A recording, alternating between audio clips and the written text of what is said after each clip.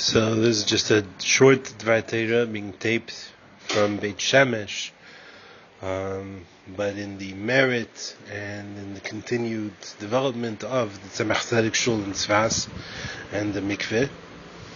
And this week in Chutzlas is Parshas Behaaloscha. And it says Aaron HaKohen is supposed to light the neiros, and we know that the oil with which to light the neiros was given to Moshe, because everything is through Moshe. But then Aaron takes this level that Moshe brings down from Hashem, and which Hashem gives directly to Moshe to give to Aaron, and he uses that to bring up each one of the Bnei Yisrael. And there are 7 candles because there are 7 types of Jews. There are Jews whose Aveda is Bechesed, which is with Avas Hashem primarily, and of course for it to be real Ahava it has to have Yira, but primarily it's Ahava.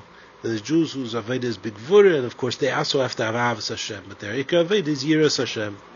There's Jews who the main thing is Torah, which Torah is Machriya between both of them. Sometimes there's Ava, sometimes there's Yira, sometimes there's Chesed, sometimes there's Gvura. So it's called Tiferes, beauty, a mixture. There's Netzach, a Jew who comes, and by the way, the beauty of the Tiferes is that it's known when to be Bechesed, when to be stricter, etc. There's Netzach, a Jew who goes and serves Hashem no matter what, brings Hashem out into the world.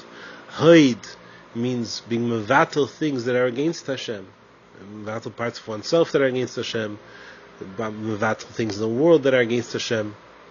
The difference between Netzach and Haid is the difference between Chanukah and Purim. Chanukah, the main thing is that we won, that Hashem came out in the world. Purim, the main thing is the enemy, Amalek, was destroyed. And then there's the last 2 of the 7, Yisoid, which means Iskashus, just wanting to connect with Hashem and wanting to bring Hashem out connected into the world.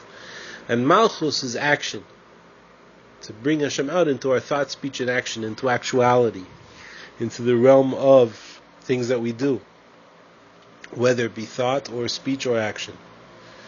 And Aaron lifts up these candles, and that's why when he saw the Nasim bringing korbanos, and he wasn't going to bring these korbanos, he thought that maybe he was lacking something, and Hashem said to him, your service is greater than their service, because he's picking up the neshamas themselves.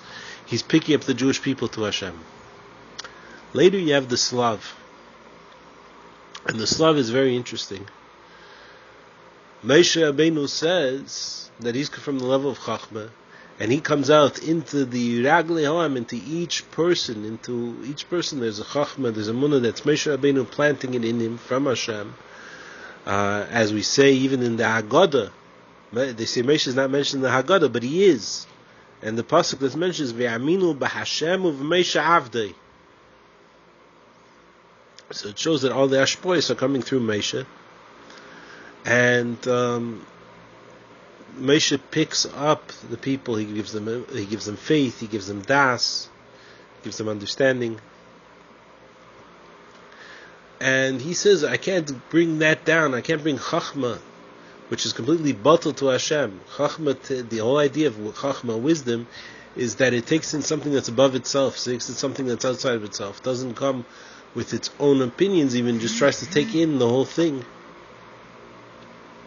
Its own opinions that are preventing it from understanding. And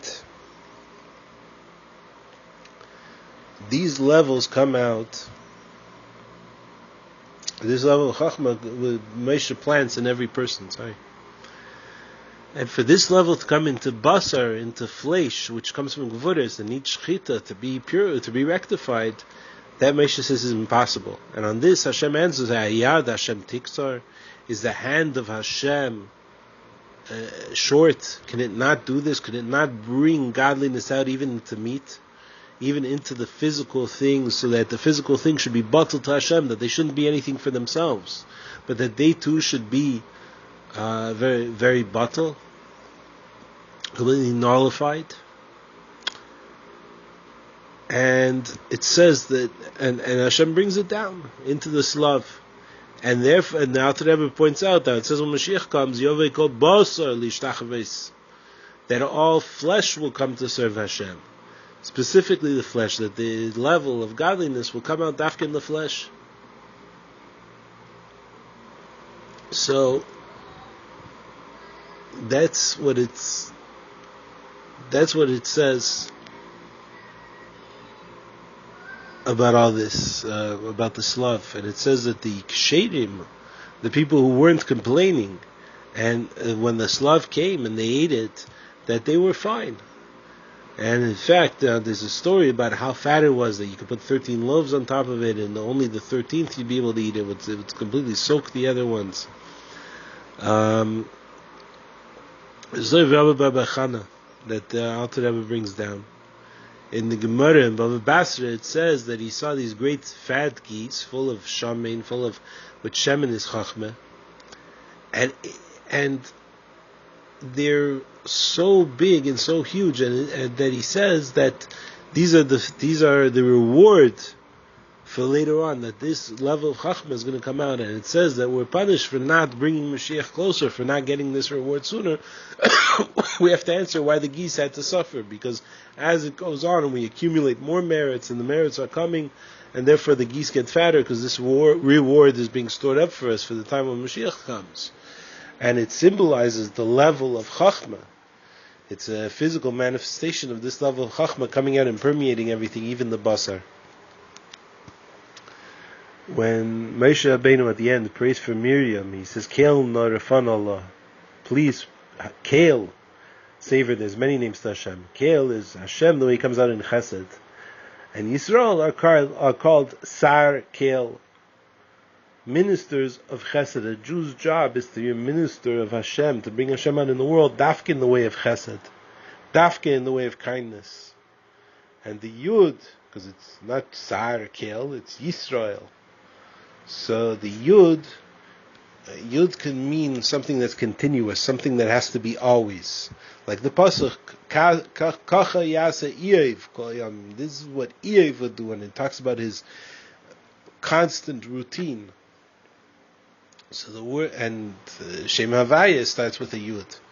Why? Because he's Mehava always. So if he's Mehava, where does the Yud come in? So it means he's always Mehava. The Yud in front of a word can mean always. And therefore Yisrael means we're always supposed to be ministers of Hashem in Chesed. Good to have Shabbos. Please look on the important mikveh campaign, and thank you.